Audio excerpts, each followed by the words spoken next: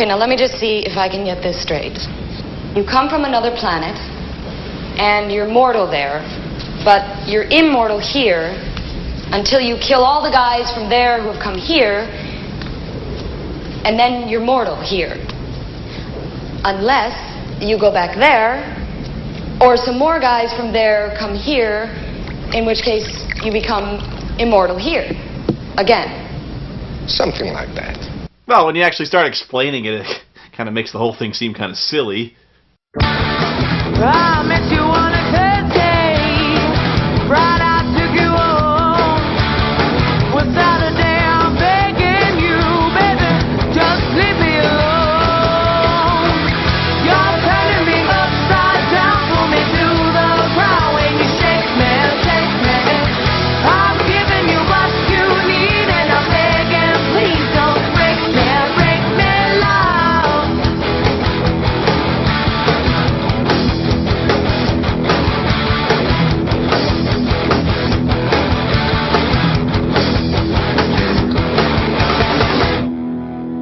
Or some more guys from there come here, in which case you become immortal here.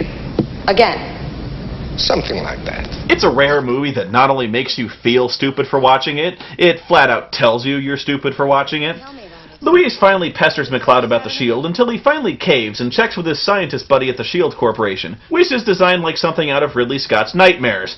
Can someone explain to me the purpose of the enormous backlit fans just outside everyone's window?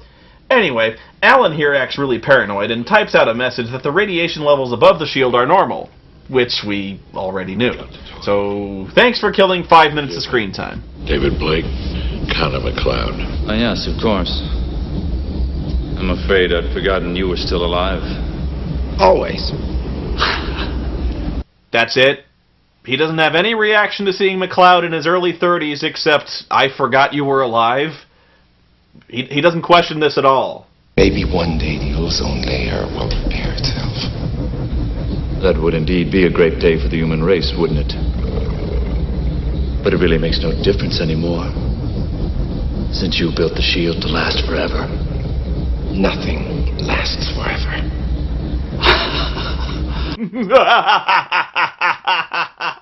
Oh man, it's awesome having a Monopoly. I have a toilet made of gold. Meanwhile, Ramirez is still in Scotland. You can tell he's in Scotland because in Scotland there's constant bagpipe music! Excellent threads, dude. Shithead. Somehow he knows exactly where McCloud is, but first he stops into a tailor for a new suit because when you return from death, you reappear in your old clothes. No money, but hey, your head's reattached. Better than a kick in the nuts, I guess. I would like a suit of clothes. And why not, indeed? We are the oldest gentleman's tailor in Scotland. I say, my good man, have you noticed how stereotypical I am? I'm English, you know. He doesn't have any money, but luckily he has a pearl earring, which is worth nowhere near what a tailored suit would cost. Is all this necessary? Does this B-plot accomplish anything except being annoying and raising more plot holes? Like, how does he book a transatlantic flight with no money and no passport carrying a 3-foot sword? I don't think Airbus takes pearl earrings as barter. And why is he so mystified by the concept of flight? He's a fucking alien! He's seen spaceships! What assholes running this airline show a safety film of people getting sucked out of a plane before crashing into a fucking mountain? What's the in-flight movie, United 93? Meanwhile, General Katana's taking a cab to the Shield Corporation because... I don't know. He then starts hacking up the cab with his sword because... evil? God damn! Whoa! Shit! Fuck! Yeah! Surprisingly, Jerry the cabbie seems pretty happy about this. Well, for a little while anyway. Hey, you ever thought about just driving away? It's pretty easy. You just put your right foot down on the little narrow vertical pedal. Car would go forward. You would live. Katana somehow manages to get to the board of directors without encountering a single guard, and I still don't really know what he's hoping to accomplish here. Hi. Oh, I think I've had enough of you. Goodbye, Tilla.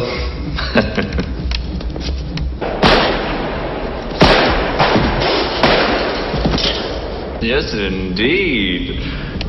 That was brilliantly done. Bravo. And you know what else was brilliant? Copying all our set design from Blade Runner. Now that was good thinking. You know, guys, this is no way to treat your #1 draft choice. Okay, so they've got a sports draft and the Wizard of Oz on Zeist. Are there any other anachronistic references to Earth culture that you want to make that you'd have no realistic way of knowing? Like, Elvis has left the building, or Lucy, you got some splaining to do?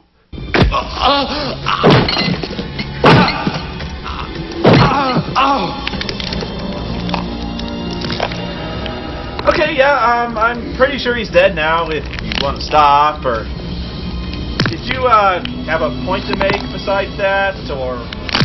Okay, he's dead! The Foley guy is running out of fucking celery, jeez!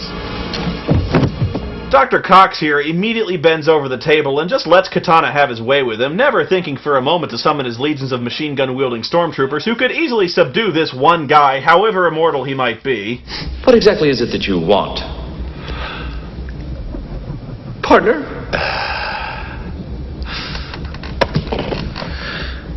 The Highlander. Right.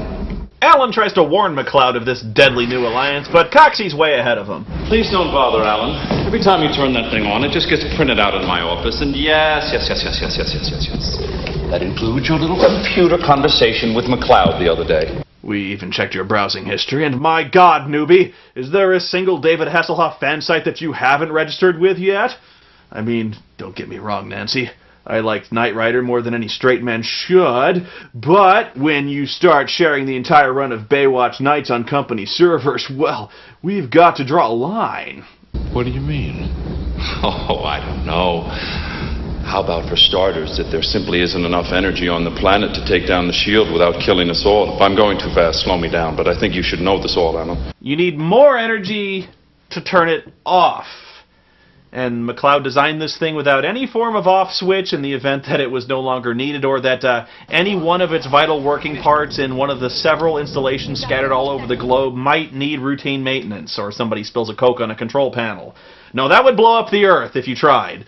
Man, you thought people were freaking out over the Large Hadron Collider. Elsewhere, Louise is dressed like Marilyn Monroe, and Ramirez somehow finds where McCloud lives.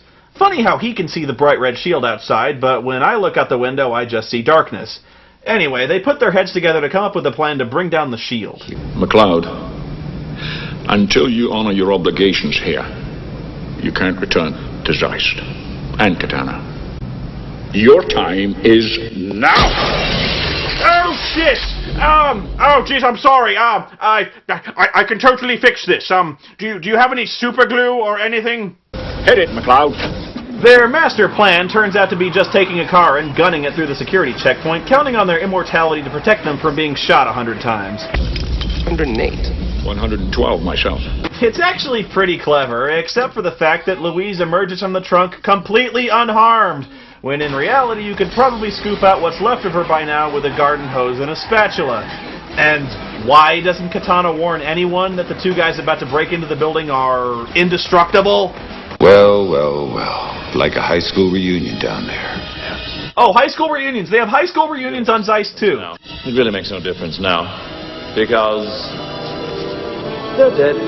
I don't actually know where our heroes are going or what they hope to accomplish, but they stumble into this room when the doors seal shut, locking them in a room with an enormous descending fan. Okay, why would you ever need to build a room like this unless you happen to be a Bond villain? Who do you look up in the phone book to install giant lowering fan death traps? And why a fan? If you want someone dead, why not just put a bomb in the room? Most people have a full measure of life. And most people just watch it slowly drip away. But if you can summon it all up at one time, in one place, you can accomplish something glorious. Oh, you are so full of shit. I still can't believe this. What is with the bagpipes? What in the hell is he doing? How is he doing it? And how does he know he can do it? While all this is going on, I almost expected the other two guys to look right into the camera and say, "You believe in Ramirez, don't you? Well, clap your hands and help him out." This is seriously some of the laziest writing I've ever seen in my life. How many plot resolutions can this movie pull right out of its ass? Who knows, Highlander?